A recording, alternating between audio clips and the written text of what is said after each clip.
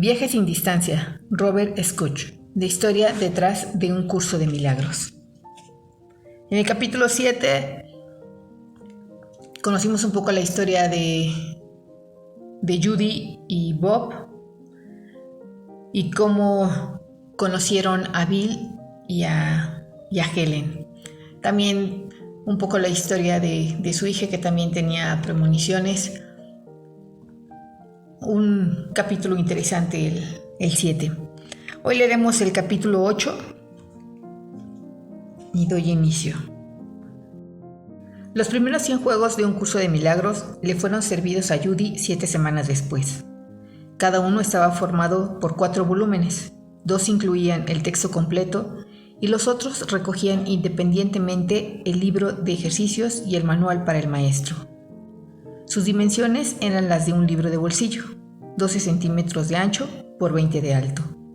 Pero el tamaño de letra era un 30% menor que en el material original y se hacía difícil de leer.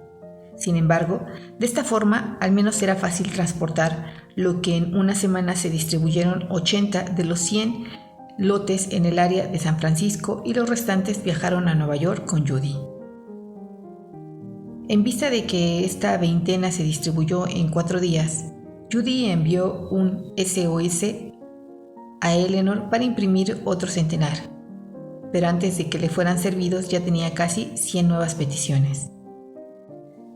Por aquel entonces, Judy compartió con Helen, Bill y Ken en una de sus reuniones que tenía problemas para entender parte de la terminología del curso, por lo que le gustaría que hubiera un glosario de términos.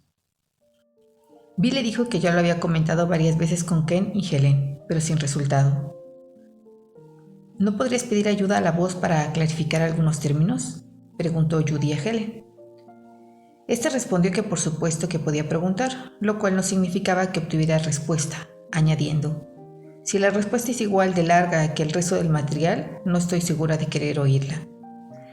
Aquella noche Helen se sentó en silencio en su casa y pidió ayuda. La voz volvió y lo que oyó fue el principio de la clarificación de términos, que acabaría incluyendo 11 de las acepciones frecuentemente usadas en el curso. Esta breve sección, posteriormente añadida al manual para el maestro, se transcribió en menos de 9 semanas. De cualquier forma, aquellas semanas no fueron nada tranquilas para Helen. Debido a una serie de reuniones de trabajo a las que debía asistir y al trabajo subsiguiente producido por ellas, su entorno profesional le resultó especialmente tenso. Una tarde que se encontraba muy fatigada, se sentó en su despacho con Bill y Ken y comenzó a leerles el nuevo material que habían anotado. Repentinamente se detuvo y comenzó a quejarse de lo mucho que el curso interfería en su vida y de la pérdida de tiempo que le suponía. ¿Realmente no crees que es una pérdida de tiempo, verdad?, te preguntó Ken. Desde luego que sí. Pero ya sabes lo hermoso y significativo que es el material. ¿Para quién?, refunfuñó. Para quien quiera leerlo. Bueno, pues yo ya no quiero escribirlo, contestó, ni tampoco leerlo. Ken lo intentó de nuevo. Bien, en ese caso ya no hay razón para que lleves tu cuaderno de taquigrafía contigo. ¿Por qué no lo tiras? Y diciendo esto, se acercó, tomó el cuaderno y con la habilidad de un jugador profesional lo encestó en la papelera. Bueno, comentó según Sergía, esto simplificará mucho tu vida. Y sin esperar respuesta salió de la oficina seguido rápidamente por Bill. A la mañana siguiente, a las 6:15, sonó el teléfono en casa de Ken, justo en el momento en que estaba dando comienzo a una sesión de terapia con uno de sus pacientes. Cogió el teléfono. Era Helen, que estaba aterrorizada. Ken, no puedo encontrar mi cuaderno. Lo he buscado por todas partes.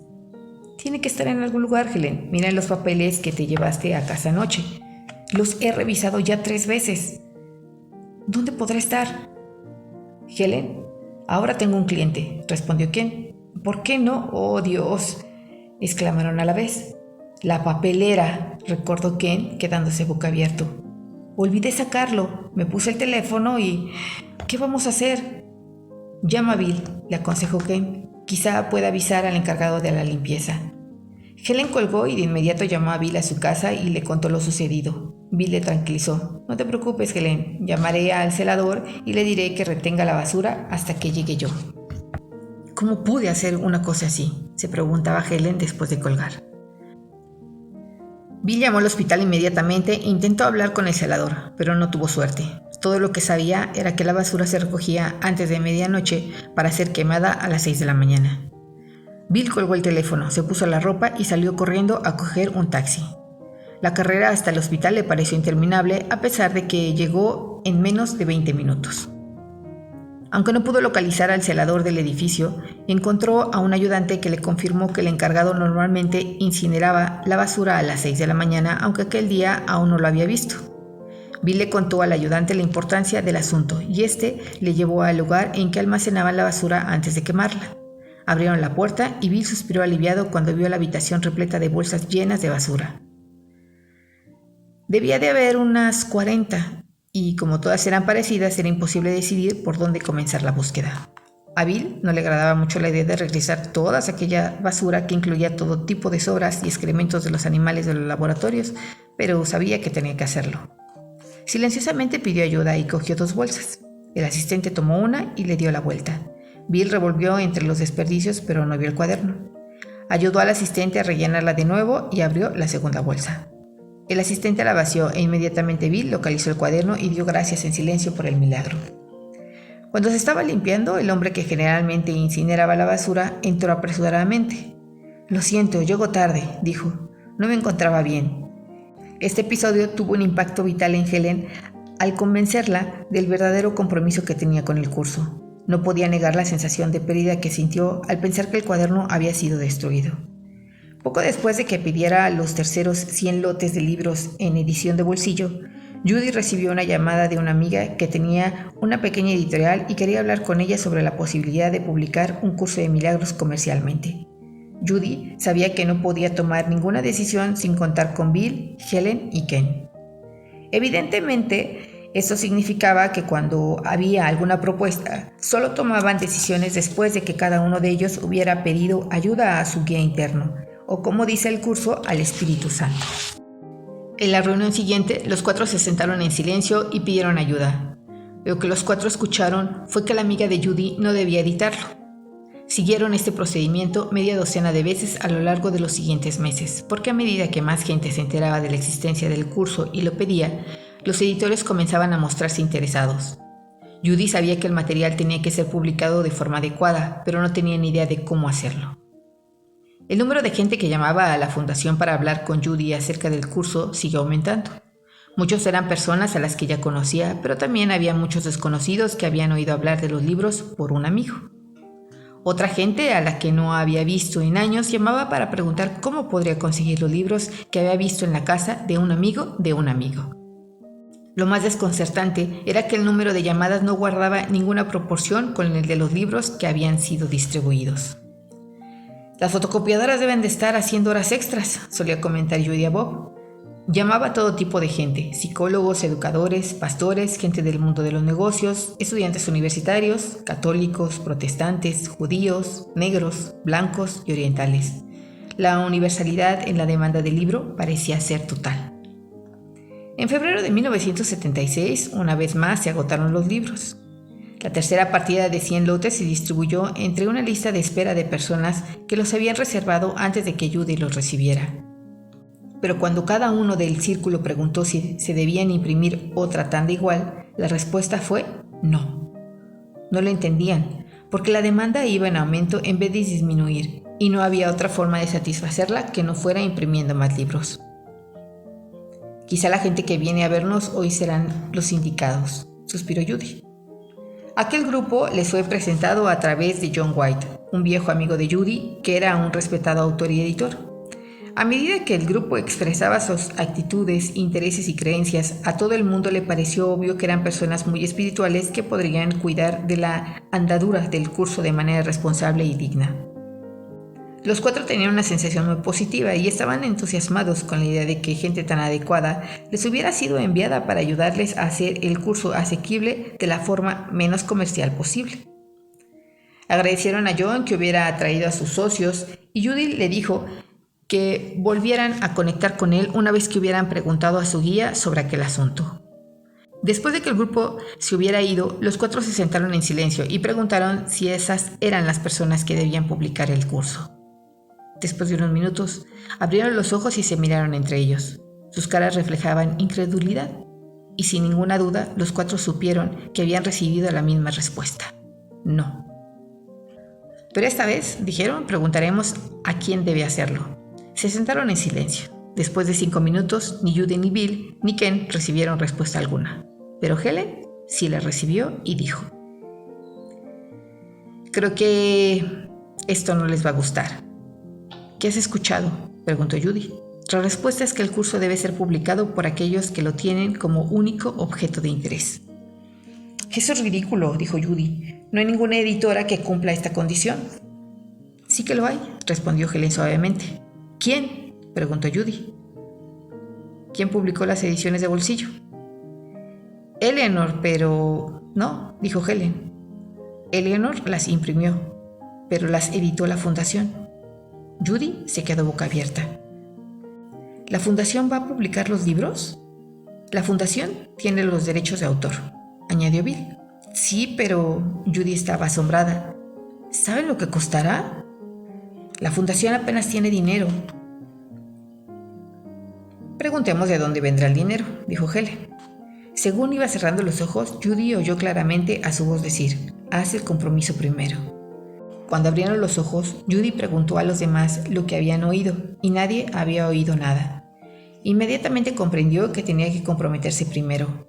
Calculó mentalmente el saldo de su cuenta bancaria y prometió dedicarlo todo a ayudar a poner en marcha la publicación, e informó a los demás de su decisión. De la misma forma que 10 años atrás Helen y Bill habían hecho el compromiso antes de encontrar una manera mejor de vivir en el universo, Judy tomó el compromiso de publicar un curso de milagros de la forma que fuese. Cuando Bob llegó a casa aquella tarde, Judy le contó lo que había ocurrido. Él había comenzado a leer el texto en la primera edición de Bolsillo, pero no se sintió motivado para continuar, así que el libro se quedó en la mesilla junto a su cama, con la marca firmemente situada en la página 62. Sin embargo, y aunque en aquel momento no le interesaba estudiar el material, apoyó plenamente la implicación de Judy y deseó fervientemente ver cómo la fundación iba a realizar la tarea de publicar el libro. Como había trabajado en publicidad antes de trabajar en su empleo actual, conoció a una serie de gente a la que llamar para pedir consejo. A la mañana siguiente, temprano sonó el teléfono y Bob lo cogió. La operadora le dijo que había una llamada personal para Judy desde México. Cuando Bob preguntó quién llamaba, la voz al otro lado de la línea telefónica se identificó como Reed Erickson. Bob recordó que era el fundador de la Fundación Educativa Erickson, en la que trabajaba Zelda, una amiga de Judy. Zelda Suplee había presentado Eric a Judy una noche hacía 3 años, y esta fue la única vez que Judy o Bob le habían visto o habían hablado con él. Bob soltó el teléfono y le dijo a Judy que tenía una llamada de larga distancia de Reed Erickson. ¿Eric? Parecía confusa cuando cogió el teléfono, pero Eric fue directamente al grano. Zelda le había enviado una copia del manuscrito original de un curso de milagros unos meses antes y quería decirle a Judy que su vida no era la misma desde entonces. Continuó hablando sobre la belleza del lenguaje, la verdad de las ideas y lo práctico de las lecciones, y dijo que estaba estudiando el curso con un grupo de amigos. Entonces le apremió para que publicara el material de forma inmediata y encuadernarlo en tapas duras, con el respeto que merecía. Judy le dijo que ella y sus socios habían llegado a la misma decisión la noche anterior, pero que lamentaba no disponer del dinero necesario para publicarlo con ese tipo de encuadernación. «No entiendes, Judy», replicó Eric. «Te llamo para decirte que he sido guiado recientemente a vender una propiedad y con esos ingresos quiero financiar la primera edición en tapas duras de 5,000 lotes de un curso de milagros. Debe ser, de hecho, de forma adecuada y tan pronto como sea posible». Judy se quedó boquiabierta e inmediatamente llamó a Helen y a Bill para darle la noticia. «¿Ya lo ves, Judy?», dijo Bill con hilaridad. «Realmente no hay ninguna clase de dificultad en los milagros». Cuando Judy volvió a reunirse con Bill, Ken y Helen después del fin de semana, esta comentó que tenía la clara sensación de cómo la fundación iba a editar un curso de milagros. Deberían cambiarle el nombre. Investigación parasensorial, dijo, es equívoco e inapropiado para el enfoque del curso. Aquella idea no se les había ocurrido a los demás, pero cuando Helen lo mencionó, todos sintieron que tenía razón. Lo siguiente que hicieron fue preguntar cuál debía ser el nuevo nombre de la fundación. Aquella tarde, cuando se sentaron en silencio y preguntaron, no recibieron respuesta. Judy y Bill coincidían en que habían oído que el nombre debía cambiar, pero ni ellos ni Ken habían recibido respuesta directa a la pregunta. Decidieron que volverían a intentarlo en otro momento. Al día siguiente, Bill llamó a Judy para decirle que Helen había recibido un nombre la noche anterior. Sin preguntar nada, le había venido la imagen de una puerta de hierro forjada con una placa sobre ella. Cuando se acercó a mirar, pudo leer Fundación Para. Y luego venía un espacio en el que había escrito algo ilegible, aunque después se podía leer la palabra paz. No sé cuál es el significado de las puertas de hierro, dijo Bill, y tampoco lo sabe Helen, pero los dos creemos que lo que vio está relacionado con el nuevo nombre de la fundación. Aquella tarde, el grupo se reunió para comentar la información recibida por Helen. Todos tenían claro que el nombre no debía ser Fundación para la Paz, ya que no les parecía suficientemente específico. El propósito del curso, dijo Helen, es ayudar a encontrar la paz interior. De forma casi simultánea, Ken, Bill y Judy, cada uno de ellos dijeron, paz interior. Desde ese momento quedó claro que el nuevo nombre debía ser Fundación para la Paz Interior. Los primeros juegos de la primera edición encuadernada en tapas duras de un curso de milagros se sirvieron el 22 de junio. Aquella noche hubo una fiesta en casa de Judy y Bob. Celebraron simultáneamente la primera edición del libro y el cumpleaños de Douglas Dean, el profesor responsable de que Judy llegara a conocer a Helen, Bill y Ken. Todos se sintieron sorprendidos por lo rápido que se había realizado la impresión y que en uno u otro momento de la noche cada uno de ellos tomó los libros para acariciarlos suavemente como si quisiera asegurarse de que realmente estaban impresos. Leo la nota al pie de página. La primera edición en junio de 1976 se publicó en 3 volúmenes: texto, libro de ejercicios y manual para el maestro. Notas del editor. Continúo leyendo. Cuando trajeron el pastel de cumpleaños, Judy hizo un pequeño discurso para agradecer todos los milagros que habían permitido que los libros nacieran de aquella forma. Comenzó con las imágenes de Helen y la voz, y siguió con toda la lista de milagros hasta el de cómo se habían financiado aquellas ediciones.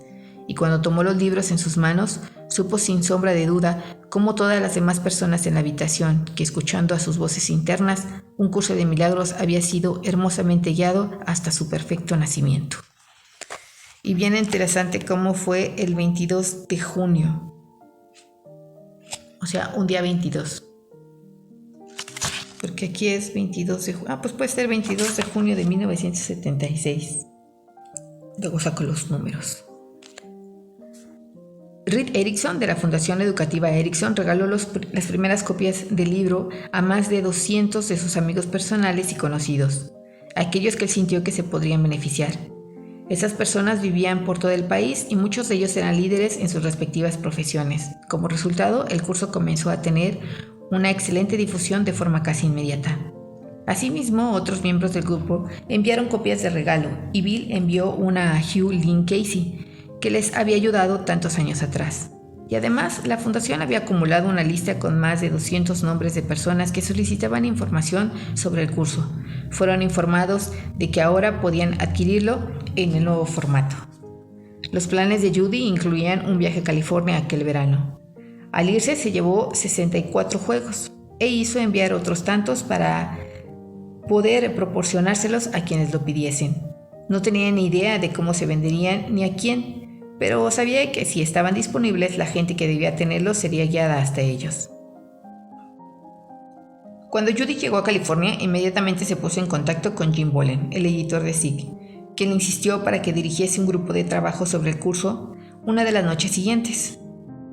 Bill, Helen y Ken habían acordado pasar algún tiempo en California con Judy, y como iban a hacer el viaje al cabo de unos pocos días, Judy y Jim reunieron a un grupo de unas 25 personas que habían estado trabajando con el material. Existía en general una gran sensación de dedicación al curso, y las historias que se contaron aquella noche sobre las transformaciones de tantas relaciones eran el testimonio del incuestionable valor práctico de los principios en los que estaba basado. Naturalmente, este fue el aspecto que más le gustó a Helen y a Bill de la reunión de aquella noche y de las otras que siguieron a lo largo de aquel mes de estancia en el área de San Francisco. Les resultó también muy gratificante tener la oportunidad de conocer a Reed Erickson, que estaba de visita en esa ciudad en aquel momento. El 14 de julio se les presentó la oportunidad de celebrar el cumpleaños de Helen y hacer los honores a Eric por su especialísima intervención en la publicación del curso. A partir de la primera reunión, todo el mundo deseaba adquirir para sí ejemplares de la nueva edición. Judy se dio cuenta de inmediato de que los 128 lotes que había traído consigo no iban a ser suficientes para todos los que querían los libros. A la mañana siguiente, llamó a Nueva York y pidió que le enviaran otros 100 juegos. A mediados de julio comenzaron a llegar pedidos por correo solicitando el curso, de modo que cada día Bob abría 3 o 4 sobres con peticiones de libros. Entonces se autoproclamó presidente del Departamento de Atención Postal de la Fundación, lo que significaba que cada día cuando llegaba a casa después de trabajar todo el día en la agencia de inversiones, abría el correo, escribía las etiquetas de envío y las fichas para el archivo, y mandaba las primeras a Long Island, que era el lugar donde estaban almacenadas los libros y desde donde se enviaban. A Bob le resultaba desconcertante comprobar que gente de zonas donde el curso no había sido introducido pudiera haber oído hablar de los libros con tanta rapidez. Durante las primeras 6 semanas llegaron encargos desde 23 estados, entre los que se encontraban Florida, Texas, Luisiana, Minnesota y Washington, y también desde algunas localidades de Canadá. Entretanto, Jim Bolen, que había estado trabajando con el material durante casi un año, reconoció lo profundamente que el curso había afectado su vida y la de las personas a su alrededor, y decidió que se debería escribir un artículo especial para la revista SIC. Cuando conoció a Helen y a Bill el verano anterior, se estableció entre ellos una conexión y un respeto mutuo inmediatos. Especialmente Helen mostraba un cariño particular por Jim y le gustaba estar con él. Sin embargo, cuando les dijo que quería hacer un artículo sobre el curso y que le gustaría que ellos fuesen parte del artículo, Helen se resistió de forma inmediata. Bill reconoció que ella reaccionaba así debido al miedo, pero tuvo que reconocer que él tampoco tenía una sensación muy positiva hacia aquella idea. Judy, por otro lado, sentía que los lectores de Jim eran justo el tipo de gente a la que interesaría mucho leer sobre el curso. Así que hicieron lo que el curso pide que se haga constantemente. Se sentaron en silencio y preguntaron a su ser interno si debería hacerse el artículo. Para sorpresa de Judy, su propia respuesta fue no, y sin preguntar siquiera, supo que los demás habían recibido la misma contestación. A Judy no le gustó aquella respuesta porque Jim era su amigo y su mente lógica le decía que debía tener el artículo para su revista SIC. Sugirió a los demás que sería bueno volver a preguntar, solo que esta vez preguntarían por qué el artículo no debía escribirse. La respuesta fue clara y Helen la expresó de forma concisa. He oído que el curso no debe ser asociado de forma alguna con lo psíquico, dijo. Su impulso es espiritual, metafísico y psicológico y no debe confundirse con lo psíquico. La claridad del mensaje no dejaba lugar a dudas, y aunque tanto Judy como Jim se sentían decepcionados, ambos sabían que la respuesta recibida era correcta. A lo largo de las 5 semanas siguientes, Judy fue invitada a hablar sobre el curso en una serie de reuniones en la zona de la Bahía de San Francisco. Las solicitudes provenían de grupos de educación para adultos, grupos de psicología, organizaciones espirituales o de estudiantes del curso que habían formado sus propios grupos de estudio. En todas estas charlas, al igual que en las organizadas por Jim Bolen a principio del verano, destacaban la dedicación y la firmeza de propósito de una forma que Judy nunca había visto antes cuando daba conferencias sobre temas relacionados con parapsicología. Cuando Judy regresó a Nueva York a finales de agosto, casi 400 juegos de libros habían sido pedidos por correo. Llegaban 3 o 4 solicitudes diarias y aunque seguían llegando más de California, donde Judy, Bill, Helen y Ken habían estado aquel verano, era evidente que la información se estaba extendiendo de boca en boca por todo el país. Por ejemplo, llegaba una orden de envío de una ciudad de Oregon y a las pocas semanas comenzaba a llegar más de la misma ciudad. Entretanto, comenzaron a surgir espontáneamente grupos de estudios sobre un curso de milagros en muchos puntos del país, como Nueva York, Long Island, Chapelville, Houston, Washington, D.C., Chicago y en el norte y sur de California. En estos grupos los estudiantes se reunían para compartir experiencias y ayudarse mutuamente a aprender a vivir según los principios del curso. En aquel tiempo, Judy recibió invitaciones de diversos grupos de Nueva York para introducirlo. Cada vez que recibía una invitación, preguntaba a Bill y a Helen si querían acompañarle, y cada vez obtenía por respuesta de ambos el mismo previsible no, gracias. Sin embargo, en noviembre, cuando pidieron a Judy que diera una charla sobre el curso en el Club de Parapsicología de las Naciones Unidas, Bill finalmente decidió ir con ella.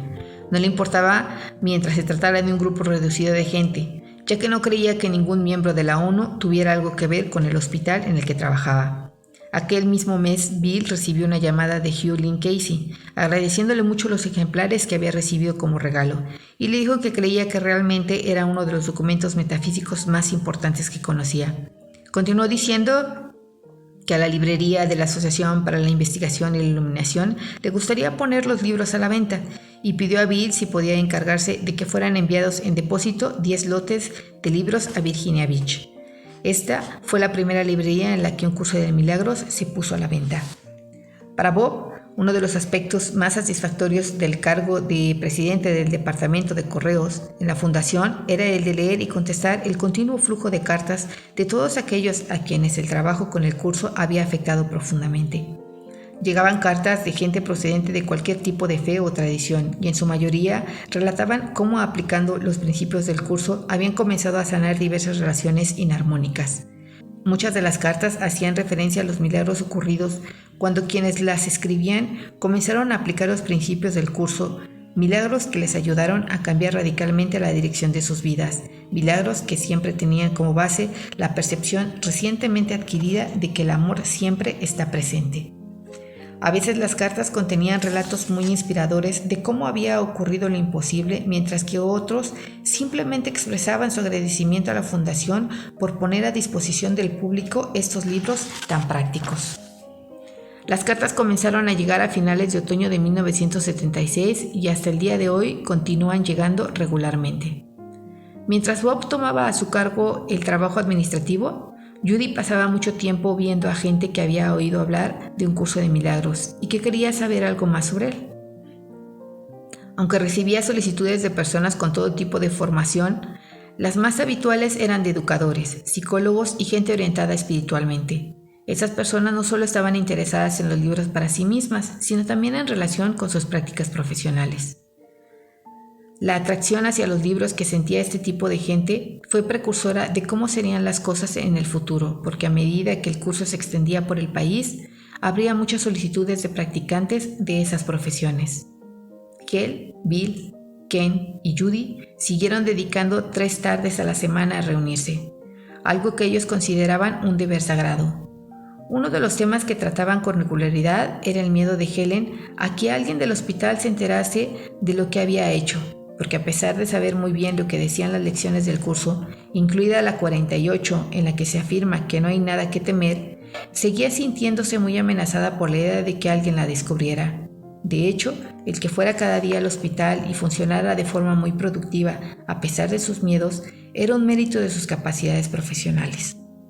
Una tarde, en una de aquellas reuniones, Judy recibió una llamada de Jim Bolen que estaba rebosante de entusiasmo. Relató a Judy cómo el curso le había ayudado a abrirse a muchas ideas que antes le producían mucho temor y que quería compartir este nuevo mundo lleno de dones con sus lectores. Por lo tanto, estaba examinando con su socio la posibilidad de ampliar el ámbito de interesarse de la revista para incluir otros temas, además de lo psíquico, y quería contarles que la idea que habían comentado en el pasado de cambiar el nombre a la revista ahora era más que probable. Dile a Bill, añadió, que el nombre que él sugirió espontáneamente cuando hablamos del tema es el que hemos elegido para la nueva revista ampliada. ¿Quieres decir nuevas realidades?, preguntó Judy. Eso es, contestó Jim, y nos gustaría inaugurar el nuevo formato con la primera presentación pública de un curso de milagros. Cuando Judy, Helen, Bill y Ken se reunieron para preguntar sobre la idea de sacar un artículo en Nuevas Realidades, la respuesta que todos recibieron fue afirmativa. Helen, sin embargo, no se sentía muy alegre y comenzó a repasar sus letanías de objeciones. Bill aseguró que permanecería en el anonimato, que Jim no imprimiría nada que ellos no aprobasen y que en cualquier caso el curso iba a acabar muy pronto estando expuesto al público. De esta forma, dijo, sabremos que lo que se escriba será exactamente y no sensacionalista. Brian era columnista del Village Voice, un popular seminario neoyorquino especializado en noticias curiosas e informes de investigación. Judy y Brian se conocieron a principios de 1975, cuando él la entrevistó mientras reunían material para una historia que estaba preparando sobre los fenómenos psíquicos. Aunque después de aquello no se vieron con frecuencia, hablaban por teléfono de vez en cuando y se habían hecho amigos. Cuando Jimmy Bollen preguntó a Judy si tenía alguna sugerencia respecto a un posible autor para el artículo sobre un curso de milagros en Nuevas Realidades, ella inmediatamente pensó en Brian. Sabía que había estado trabajando seriamente con el curso y que había experimentado muchos cambios positivos en sus relaciones. Aunque Jim no conocía a Brian personalmente, conocía su excelente reputación de reportero, por lo que decidió llamarle y hacerle la propuesta. La reacción de Brian a la sugerencia de Jim fue inmediata y entusiasta. Un artículo sobre el curso era algo en lo que realmente se podía meter a fondo y disfrutar. Con la ayuda de Judy, Brian hizo una larga lista de 20 personas, cada una de las cuales tenía una destacada reputación en su área de actividad. Entre ellas había educadores, psicólogos, hombres de negocios, escritores y un médico.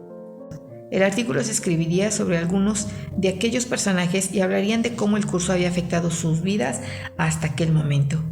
Mientras Brian comenzaba a preparar su artículo, Jim Bollen llamó a Judy y le dijo que había decidido incluir una extensa entrevista con ella en el primer número de la revista Nuevas Realidades. «Venga ya, Jim, tu revista entrevista a gente como Richard Bach, no a Judy Scotch». Jim le explicó que aunque no lo reconociera, su trabajo en parapsicología había hecho que su nombre resultara muy familiar a los lectores de la revista y que un relato aparte acerca de su papel en la publicación del libro sería muy apreciado por los lectores. Dijo también que una entrevista de este tipo añadiría impacto al artículo que Brian estaba escribiendo.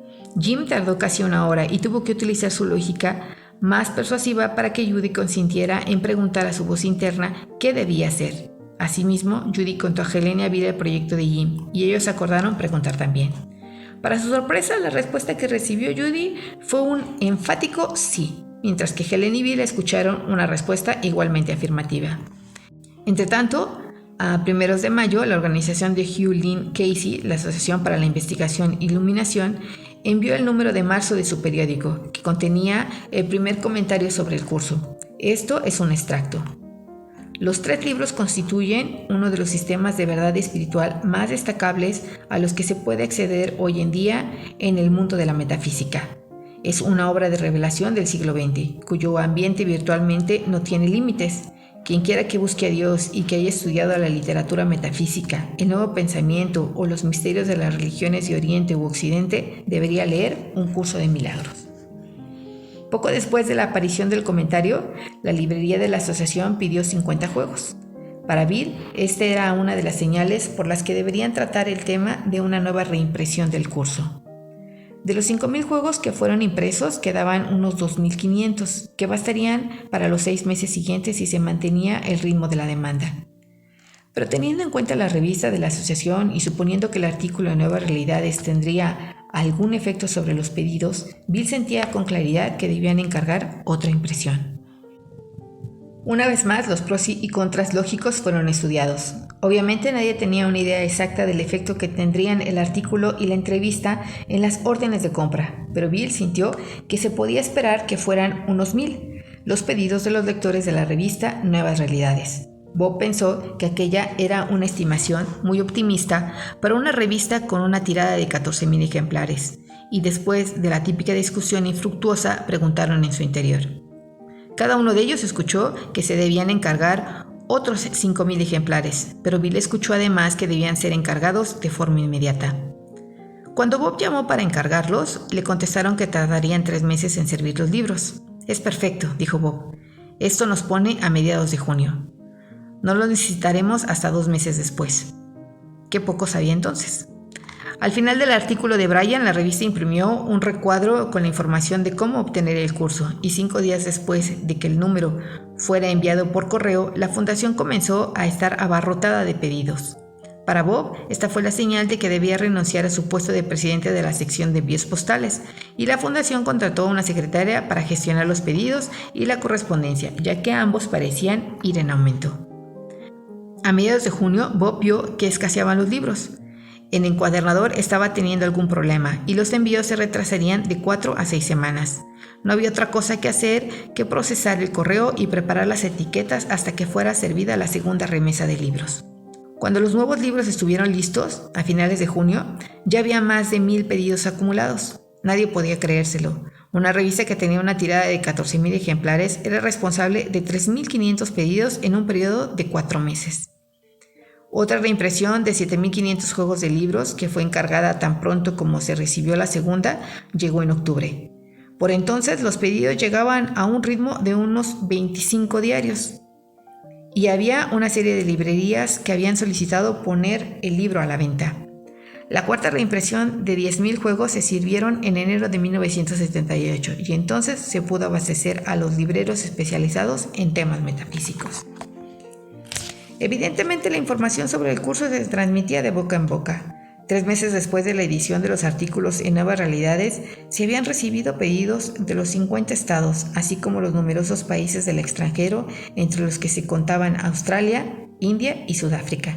Además, todos los días llegaban cartas de agradecimiento de gente que contaba cómo el curso ya les había ayudado a sanar relaciones que antes daban por perdidas. Para Helen y Bill, ese fue el momento de tocar fondo. Las cartas eran un premio a los 10 años que habían pasado recibiendo, transcribiendo y cuidando el material. Hasta el día de hoy aún no se ha hecho ninguna publicidad remunerada del curso. Sin embargo, hay muchos profesionales que trabajan con él y lo comentan en muchas de las conferencias que realizan regularmente. Así, un psiquiatra puede dirigirse a un grupo de salud holística o un psicólogo puede dar un seminario de transformación personal, describiendo cada uno de ellos la forma en que el curso ha influido en su vida.